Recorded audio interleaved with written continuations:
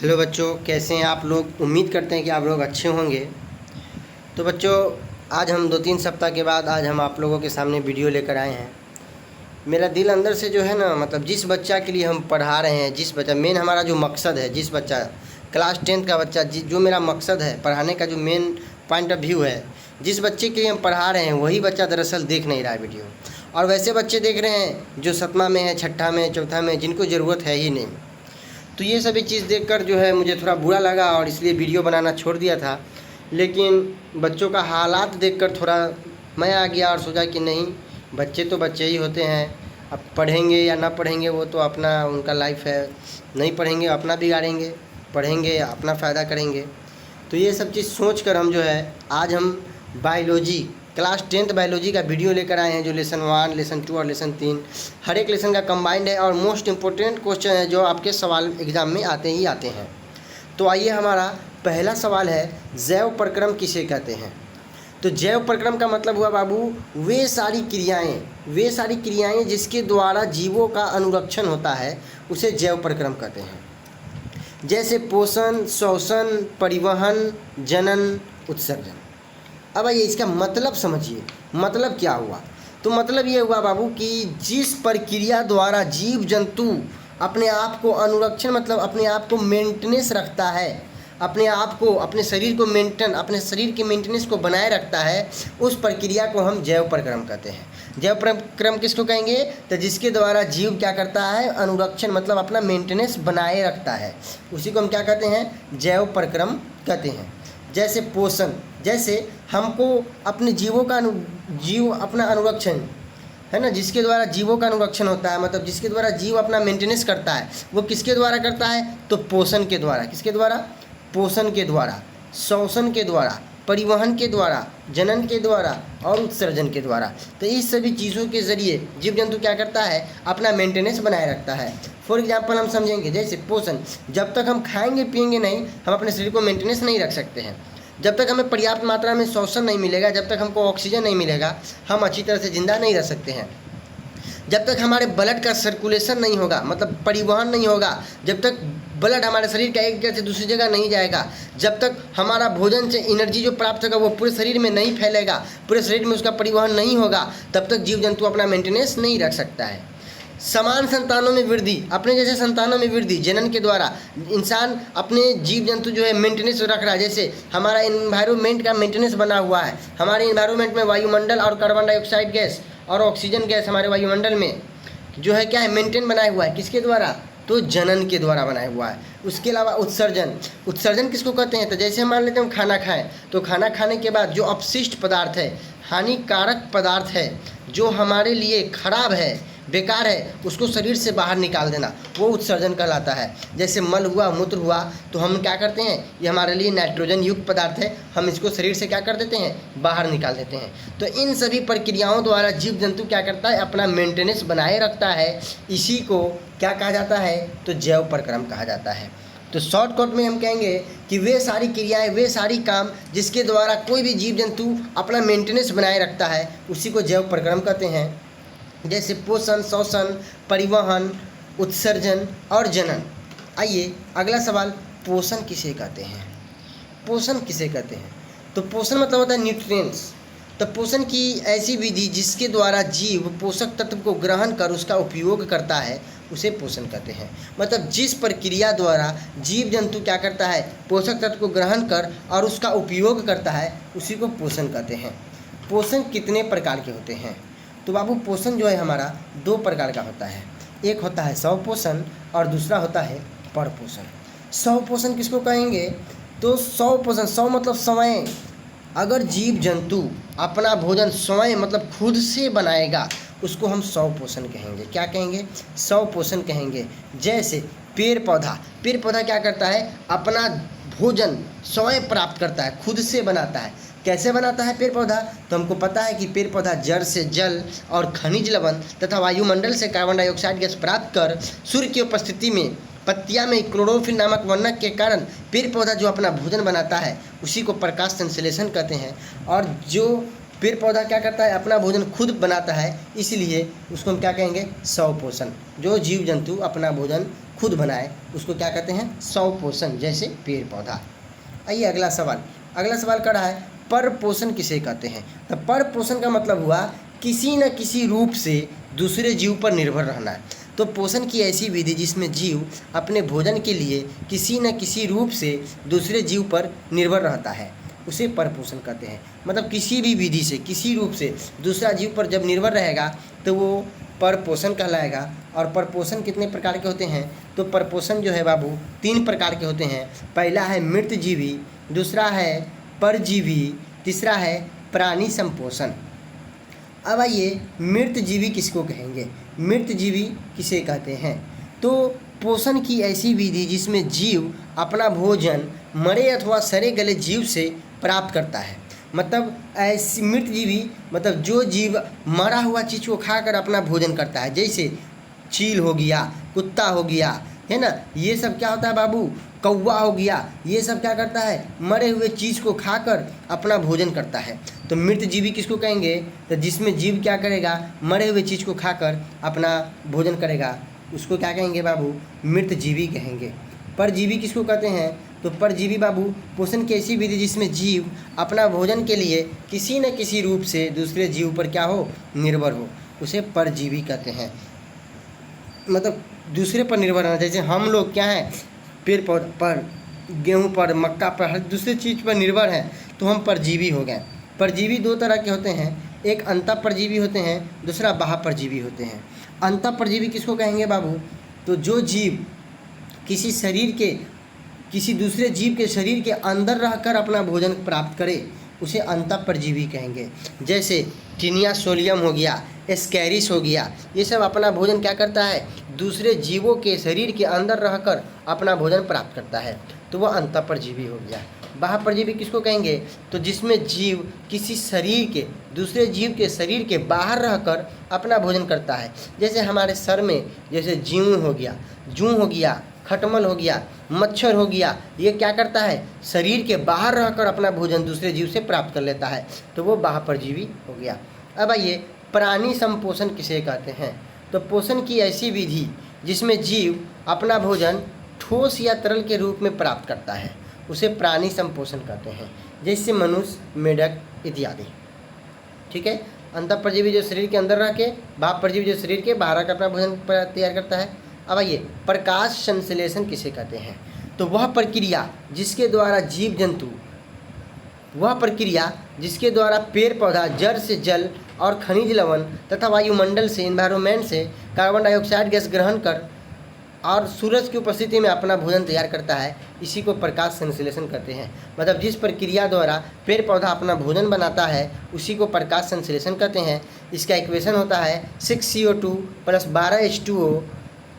सूरज की उपस्थिति में, क्लोरोफिल नामक वर्ण की उपस्थिति में जब इसको अभिक्रिया कराते हैं तो C6H12O6 मतलब ग्लूकोज बनता है, 6O2 बनता है और 6H2O बनता है। प्रकाश संश्लेषण के लिए आवश्यक पदार्थ, प्रकाश संश्लेषण के लिए क्या क्या चीज़ जरूरी है, तो प्रकाश संश्लेषण के लिए क्लोरोफिल, कार्बन डाइऑक्साइड, जल और सूरज की प्रकाश जरूरी होती है। अमीबा कैसा जीव है, तो बाबू अमीबा जो होता है यह एक कोशिकीय जीव है। मतलब कि ये एक कोशिका का बना होता है। यह मृदी जलीय जीव है। मृदी जलीय मतलब क्या हुआ, ये दलदल ज़मीन देखे हो वैसा जीव है। यह एक अनिश्चित प्रकार का जीव है। अनिश्चित प्रकार मतलब इसका कोई आकार नहीं है, ये किसी भी आकार का हो सकता है। यह अपना भोजन कैसे करता है, तो इसका निर्माण कुटपादों के बनने और बिगड़ने से होता है। जब अमीबा के नज़दीक कोई भी भोज्य पदार्थ, खाने वाला पदार्थ आता है तो वो कुटपादों की सहायता से क्या करता है, उसको घेर लेता है और घेरने के बाद उस भोजन को भोजन रसधानी में पहुंचा देता है। यहाँ पहुंचाने के बाद अमीबा के पास पचे हुए भोजन मतलब पचे हुए भोजन को शरीर से बाहर निकालने के लिए कोई विशेष अंग नहीं होता है। तो अमीबा क्या करता है, अपने शरीर में ही क्या करता है, एक छिद्र का निर्माण करता है और पचे हुए भोजन को क्या करता है, शरीर से बाहर निकाल देता है।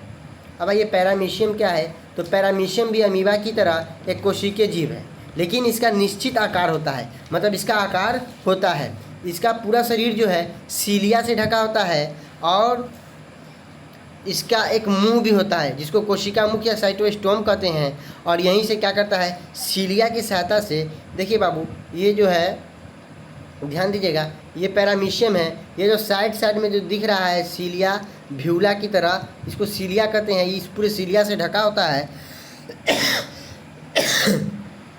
और यहाँ पे कोशिका मुख या साइटोस्टोम होता है। यहीं से भोजन क्या होता है बाबू, शरीर के अंदर जाता है, और शरीर के अंदर जाने के बाद क्या होता है बाबू, इसका भोजन जो है फिर यहीं पे इसके अंदर भोजन राजधानी में ले जाकर ये भोजन पचता है। ठीक है, आइए अगला सवाल है कि सिद्ध करें कि प्रकाश संश्लेषण के लिए सूरज की रोशनी ज़रूरी है। तो इसको सिद्ध करने के लिए हम गमले में लगे पौधे को 24 से 48 घंटे के लिए अंधेरे में रख देते हैं। फिर एक निश्चित समय के बाद पत्ते को तोड़कर इसका स्टॉर्च परीक्षण आयोडीन से करते हैं। परीक्षण के बाद यह देखा जाता है कि पत्ती का वह भाग जो हरा था वो नीला हो गया और पीला भाग पर आयोडीन का कोई प्रभाव न पड़ा। इससे यह सिद्ध हो गया कि प्रकाश संश्लेषण के लिए क्या चाहिए, क्लोरोफिल चाहिए। ठीक है, अब आइए अगला सवाल है कि सिद्ध करें कि प्रकाश संश्लेषण के लिए सूरज की रोशनी चाहिए। तो इसको सिद्ध करने के लिए हम क्या करते हैं, गमले में लगे पौधे को 24 से 48 घंटे के लिए अंधेरा में रख देते हैं। फिर इसके बाद क्या करते हैं, पत्ता का कुछ भाग को कॉर्क से क्या करते हैं, बंद कर देते हैं और 6 घंटे के लिए धूप में रख देते हैं और कॉर्क को निकाल देते हैं। फिर कुछ दिन फिर उसको क्या करते हैं, कॉर्क को निकाल देते हैं। फिर पत्ती को इथाइल एल्कोहल से उबाल देते हैं। तो हम यह देखते हैं कि पत्ता का ढका हुआ भाग पीला रह जाता है और खुला भाग हरा नीला हो जाता है। इससे सिद्ध हुआ कि प्रकाश संश्लेषण के लिए क्या चाहिए, सूरज की रोशनी चाहिए। श्वसन किसे कहते हैं, तो श्वसन उन सभी प्रक्रियाओं का सम्मिलित रूप है जिसके द्वारा ऊर्जा का निर्माण होता है। मतलब जिस प्रक्रिया द्वारा हमें एनर्जी मिलता है, ताकत मिलता है, उस प्रक्रिया को हम क्या कहते हैं, श्वसन कहते हैं। श्वसन 2 प्रकार का होता है। पहला को कहते हैं वायवीय श्वसन और दूसरा को कहते हैं अवायवीय श्वसन। वायवीय श्वसन क्या है, तो जो ऑक्सीजन की उपस्थिति में होगा उसको वायवीय श्वसन कहते हैं, और यह ऑक्सीजन की उपस्थिति में होता है इसलिए इसमें अधिक एनर्जी निकलता है। अवायवीय श्वसन किसको कहते हैं, तो जो ऑक्सीजन की अनुपस्थिति में हो, बिना ऑक्सीजन के हो, उसको अवायवीय श्वसन कहते हैं, और यह अनुपस्थिति में होता है ऑक्सीजन के, इसलिए इसमें कम ऊर्जा निकलता है। अब आइए श्वास किसे कहते हैं, तो हम जो सांस लेते हैं और छोड़ते हैं, तो सांस लेने और छोड़ने की प्रक्रिया को ही क्या कहते हैं, श्वास कहते हैं। अगला सवाल है कि हमारे शरीर में हाइड्रोक्लोरिक अम्ल की क्या भूमिका है। तो बाबू ध्यान दीजिएगा, हमारे शरीर में हाइड्रोक्लोरिक अम्ल का महत्वपूर्ण भूमिका। क्यों, क्योंकि हमारे शरीर के आमाशय में हाइड्रोक्लोरिक अम्ल पाया जाता है, और जब हम भोजन ग्रहण करते हैं तो भोजन के साथ जितने भी हानिकारक जीवाणु होते हैं वो सभी जीवाणु को यही हाइड्रोक्लोरिक अम्ल क्या करता है, नष्ट कर देता है, और हमारे शरीर का क्या करता है, रक्षा करता है। तो हम कह सकते हैं कि हमारे शरीर में हाइड्रोक्लोरिक अम्ल का महत्वपूर्ण भूमिका है। अगला सवाल है कि श्वसन और श्वास में क्या अंतर है। तो श्वसन बाबू हम बता चुके हैं कि जिसके द्वारा एनर्जी निकले। श्वसन उन सभी प्रक्रियाओं का सम्मिलित रूप है जिसके द्वारा क्या होता है, ऊर्जा का निर्माण होता है, उसको श्वसन कहेंगे। और श्वास किसको कहते हैं, तो सांस लेना और छोड़ना, यही क्या कहलाएगा, श्वास कहलाता है। श्वसन क्या है, तो यह एक रासायनिक क्रिया है, और श्वास क्या है, यह एक भौतिक क्रिया है। इस क्रिया में एंजाइम की ज़रूरी पड़ती है और इस क्रिया में एंजाइम की ज़रूरी नहीं पड़ती है। श्वसन में किस क्रिया कोशिका के अंदर होता है, श्वसन जो है कोशिका के अंदर होता है और श्वास कोशिका के बाहर होता है। श्वसन उन सभी प्रक्रियाओं का सम्मिलित रूप है। मतलब श्वसन वो है जिसके द्वारा हमको एनर्जी प्रदान होता है, और सांस लेने और छोड़ने की प्रक्रिया को श्वास कहते हैं। पौधा हरा क्यों होता है, तो पेड़ पौधा में क्लोरोफिल पाया जाता है, इसलिए पौधा क्या होता है, हरा होता है। ऑक्सी हीमोग्लोबिन किसे कहते हैं, तो ऑक्सीजन युक्त हीमोग्लोबिन को ही ऑक्सी हीमोग्लोबिन कहते हैं। वायवीय श्वसन और अवायवीय श्वसन में क्या अंतर है, तो पहला अंतर कि वायवीय श्वसन ऑक्सीजन की उपस्थिति में होगा, अवायवीय श्वसन ऑक्सीजन की अनुपस्थिति में होगा। दूसरा अंतर कि वायवीय श्वसन में अधिक एनर्जी निकलेगा। क्यों, क्योंकि यह ऑक्सीजन की उपस्थिति में होता है। अवायवीय श्वसन में जो है कम ऊर्जा निकलेगा। क्यों, क्योंकि यह ऑक्सीजन की अनुपस्थिति में होता है। वायवीय श्वसन जो होता है बाबू, जीव द्रव और माइटोकॉन्ड्रिया दोनों में पूरा होता है, अवायवीय श्वसन केवल जीव द्रव में पूरा होता है। अब आइए परिवहन किसे कहते हैं, तो हम आपको बता चुके हैं कि परिवहन मतलब जैसे हमारे शरीर में खून एक जगह से दूसरी जगह जा रहा है, यही परिवहन है। हमारे शरीर में जितने भी उपयोगी पदार्थ है उसका क्या होता है, पूरे शरीर में फैलना, और जितने भी हानिकारक पदार्थ है उसका शरीर से बाहर निकलना, वही परिवहन कहलाता है। तो उपयोगी पदार्थ का शरीर के सभी कोशिकाओं तक पहुंचना और अनुपयोगी पदार्थ जो हमारे लिए ज़रूरी नहीं है उसका शरीर से बाहर निकलना परिवहन कहलाता है। मनुष्य के पाचन तंत्र को समझाएं, ये बाबू 5 नंबर का सवाल है, बहुत इंपॉर्टेंट है।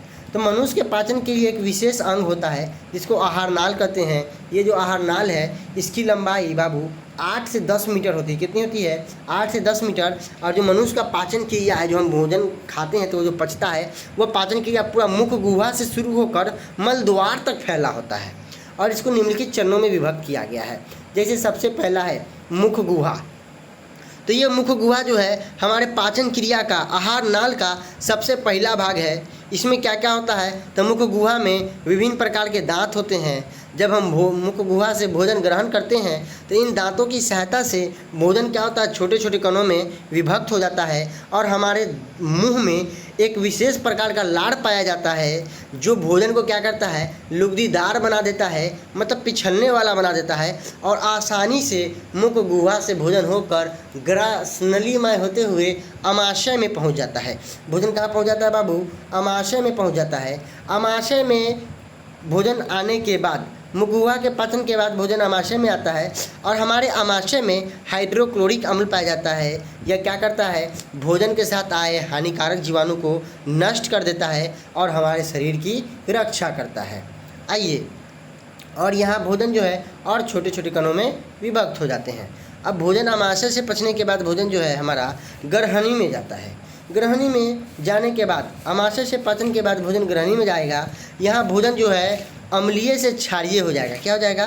भोजन ग्रहणी में क्षारीय हो जाता है और भोजन के साथ जो उपस्थित कार्बोहाइड्रेट, वसा और प्रोटीन जो होता है ग्रहणी में क्या होता है बाबू, पच जाता है। ग्रहणी से पाचन के बाद भोजन क्षुद्रांत में जाता है और क्षुद्रांत में जाने के बाद बचे हुए कार्बोहाइड्रेट, प्रोटीन और वसा का पाचन हो जाता है और पचे हुए जो भोजन पच जाता है उसे सोख लिया जाता है और उसको रक्त में पहुंचा दिया जाता है।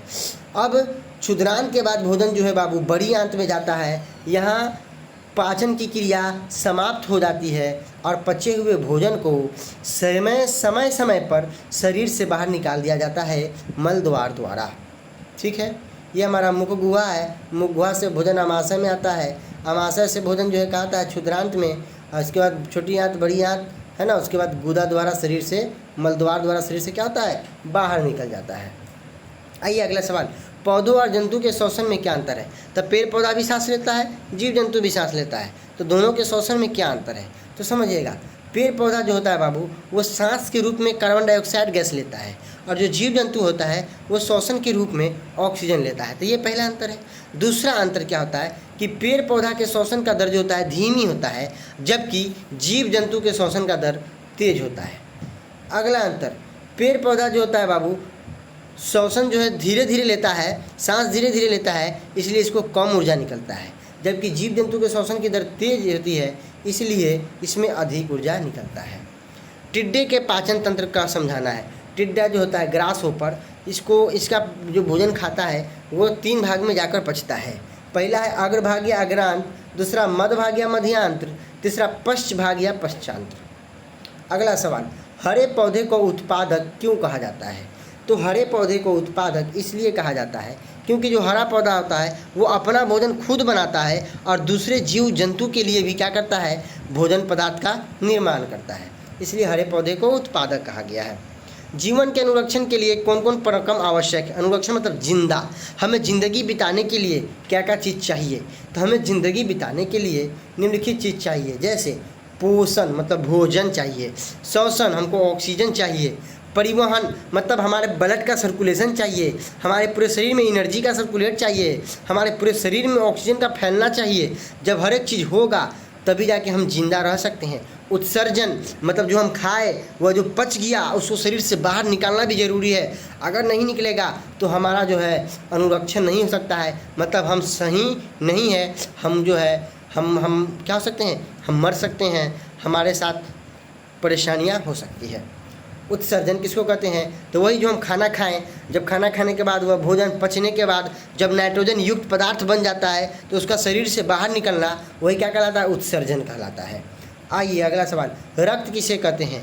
तो रक्त एक तरल संयोजी उत्तक होता है। यह 4 प्रकार का होता है। पहला WBC, पहला है लाल रक्त कणिका जिसको रेड ब्लड सेल कहते हैं। दूसरा है श्वेत रक्त कणिका जिसको वाइट ब्लड सेल कहते हैं। तीसरा है प्लाज्मा, चौथा है प्लेटलेट्स। लाल रक्त कणिका में हीमोग्लोबिन नामक वर्णक पाया जाता है। लाल रक्त कणिका में क्या पाया जाता है बाबू, तो हीमोग्लोबिन नामक वर्णक पाया जाता है, जिसके कारण क्या होता है बाबू, हीमोग्लोबिन नामक, यही के कारण जो है खून लाल होता है। इसी के कारण क्या होता है बाबू, खून हमारा लाल होता है। और हीमोग्लोबिन नामक वर्णक के कारण ही जो है हम एनर्जी को पूरे शरीर में क्या करते हैं, फैलाने का काम करते हैं। श्वेत रक्त कणिका WBC वाइट ब्लड सेल, इसे शरीर का अंग रक्षक माना जाता है, इसे शरीर का बॉडी गार्ड माना जाता है। क्यों, क्योंकि भोजन में या हमारे शरीर में कोई भी कीटाणु, कोई भी जीव जंतु आता है तो वो वाइट ब्लड सेल क्या करता है, उसको समाप्त कर देता है। ठीक है, अब आइए रंध्र एवं वात रंध्र से क्या समझते हैं।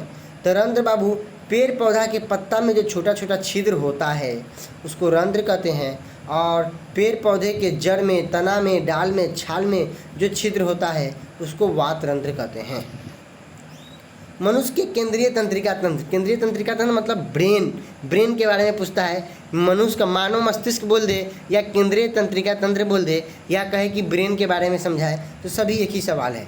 तो मनुष्य का केंद्रीय तंत्रिका तंत्र मस्तिष्क और मेरुरज्जु दोनों से मिलकर बना हुआ है। मस्तिष्क को 3 भाग में बांटा गया है, अग्र मस्तिष्क, मध्य मस्तिष्क, पश्च मस्तिष्क। अग्र मस्तिष्क आगे वाला, मध्य मस्तिष्क बीच वाला, पश्च मस्तिष्क पीछे वाला। तो अग्र मस्तिष्क पूरे मस्तिष्क का, पूरे ब्रेन का अकेला 2/3 होता है। 2/3 का मतलब ये हुआ कि अगर 3 कट्ठा में मेरा सिर है तो 2 कट्ठा अकेला अग्र मस्तिष्क होगा।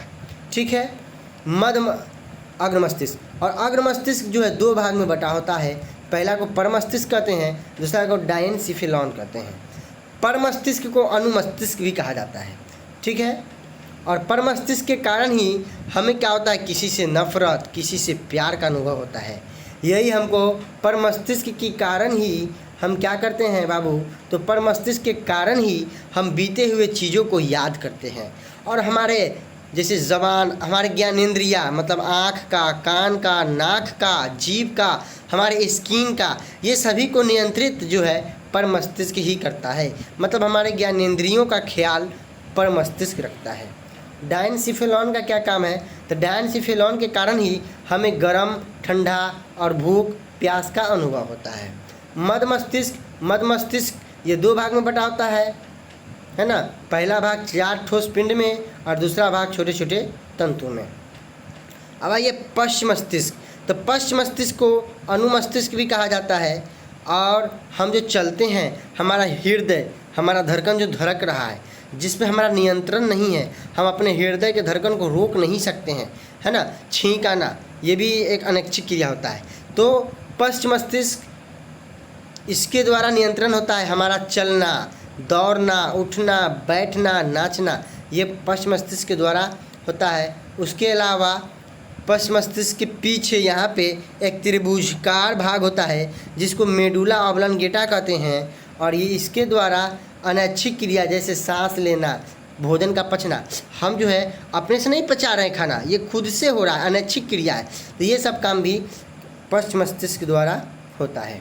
अब ये पादप हार्मोन किसको कहते हैं, तो वैसा हार्मोन जो पेड़ पौधा को बढ़ने में सहायता करे उसको पादप हार्मोन कहते हैं।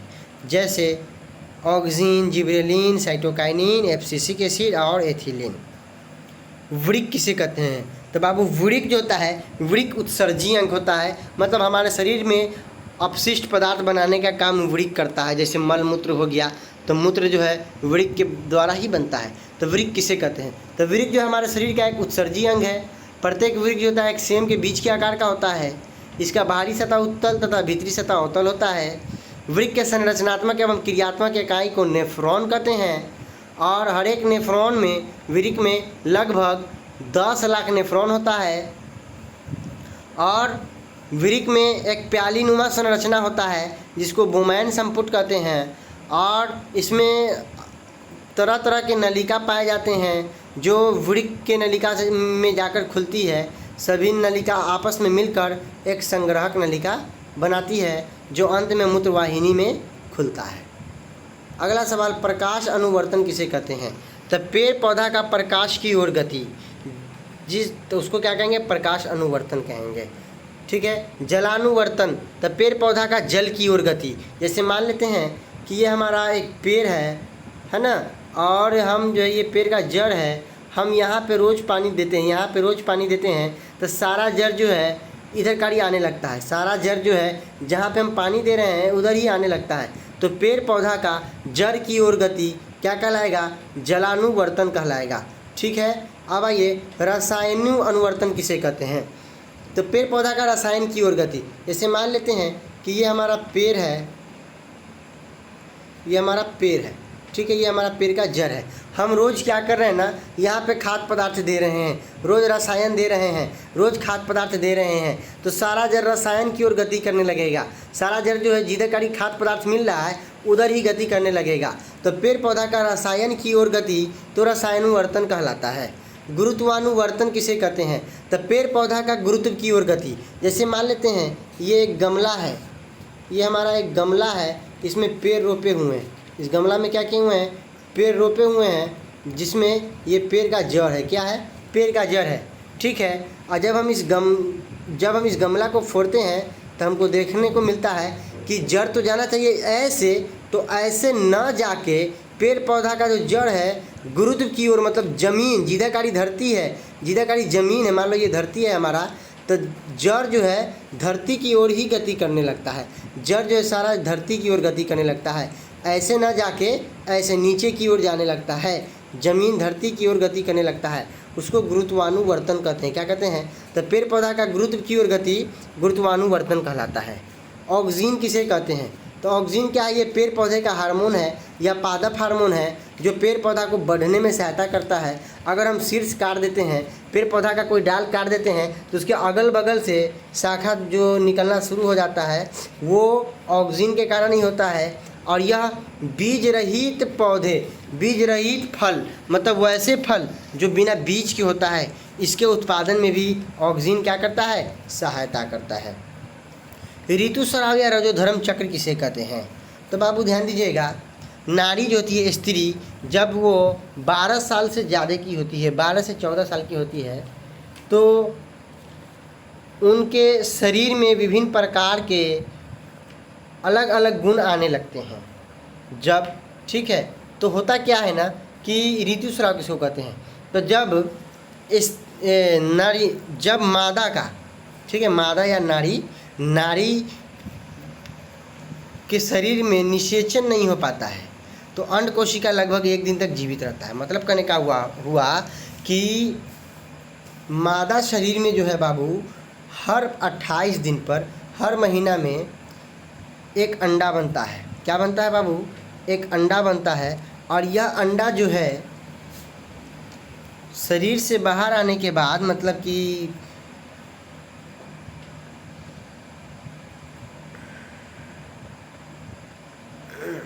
जब ये अंडा फिलिपियन नलिका से निकलकर बाहर आता है तो वो 24 घंटा तक जो है शुक्राणु का इंतज़ार करता है। जब उसको शुक्राणु नहीं मिल पाता है तो वह अंडा जो है 24 घंटा बाद ख़राब हो जाता है। ख़राब होने के बाद क्या होता है? रुधिर और म्यूक्स के रूप में, रुधिर मतलब खून होता है, ठीक है, और म्यूक्स चिपचिपा पदार्थ होता है, इस रूप में शरीर से बाहर निकलने लगता है। इसी को ऋतुस्राव या रजोधर्म चक्र कहते हैं। यह मादा में पाया जाता है। यह हर महीने 28 दिनों में, हर महीने 28 दिन पर होता है, और यह लगभग 2-3 दिन, 1 सप्ताह तक चलते रहता है और फिर सही हो जाता है। इसी को ऋतुस्राव कहते हैं। एक कोशिकीय जीव और बहुकोशिकीय जीव किसे कहते हैं? एक कोशिकीय जीव जो एक कोशिका से बना होता है उसको एक कोशिकीय जीव कहते हैं। जो बहुत सारे कोशिकाओं से मिलकर बना होता है उसे बहुकोशिकीय जीव कहते हैं। और एक कोशिकीय जीव में जनन की प्रक्रिया, विखंडन, मुकुलन, पुनर्जनन विधि द्वारा होता है। विखंडन किसको कहते हैं? तो जैसे मान लेते हैं बाबू कि कोई एक चीज़ था, बीच से टूट के दो भाग में बट गया, तो एक जीव से दो भाग हो गया, एगो से कैगो हो गया बाबू? दो गो, तो विखंडन हो गया, तो उसको विखंडन कहते हैं। मुकुलन क्या होता है बाबू? तो पेड़ पौधा का कहीं पर से एक डाल टूट के गिर जाता है, और गिरने के बाद एक पेड़ से दो गो पेड़ हो जाता है। एक पेड़ से क्या होता है? दो पेड़ हो जाता है, उसको विखंडन कहते हैं। क्या कहते हैं? विखंडन कहते हैं। परागन किसे कहते हैं? तो फूल में जब परागकोश से परागकण का निकल कर वर्तिकार तक पहुंच जाता है, उसी को परागन या निषेचन कहते हैं। देखिए, पेड़ पौधा में जो होता है, पेड़ पौधा के फूल में दो भाग होता है, एक नर भाग होता है, एक मादा भाग होता है। नर भाग के परागकोश से परागकण निकलता है, नर भाग के परागकोश से परागकण निकलता है, और मादा भाग के वर्तिकार्ग तक पहुंच जाता है। अगर ये परागकण वर्तिकार्ग तक पहुंच जाता है तो उसी को निषेचन कहते हैं या उसी को परागन कहते हैं। ठीक है, परागन दो तरह का होता है, एक स्वपरागन होता है और एक पर परागन होता है। तो बाबू आज के लिए इतना ही, मिलते हैं फिर नेक्स्ट वीडियो में। आप हमारे चैनल को लाइक करें, सब्सक्राइब करें और बेल आइकन को दबाना ना भूलें।